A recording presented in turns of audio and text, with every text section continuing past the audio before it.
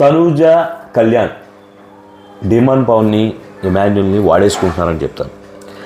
నలుగురు ఒక టీమ్గా ఫామ్ అయ్యి ఎవరైతే సీనియర్ యాక్టర్స్ ఎవరైతే ఉన్నారో సుమన్ శెట్టి గారి, సంజన గారు కానీ, భరణి గారిని పదే పదే గేమ్లో టార్గెట్ చేస్తున్నారని చెప్తాను. వీళ్ళు ముగ్గురు పోయేకాలం దాపురిచ్చినట్టు గేమ్ అంతా వదిలేశారు.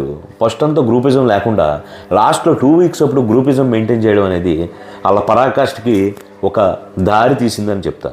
నేనైతే చూసే ఆడియన్స్కి దయచేసి సైలెంట్ ఓటింగ్ వేసి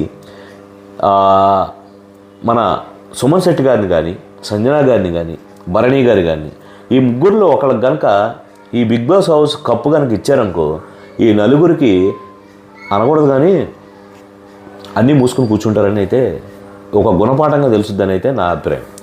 నాకైతే మాత్రం అదే అనిపిస్తుంది. వీళ్ళు నలుగురు కూడా ఎలిజిబుల్ కాదని నా ఫీలింగ్.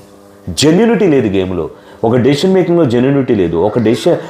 ఒక వ్యక్తి గురించి ఒక అభిప్రాయం తెలియజేసే దగ్గర కూడా ఒక జెన్యూనిటీ లేని వరస్ట్ 4 మెంబర్స్ ఎవరైతే ఉన్నారో Kalyan, demand Pavan and Emmanuel, అసలైన సిసలైన సీల్ రాకాసి తనూజ.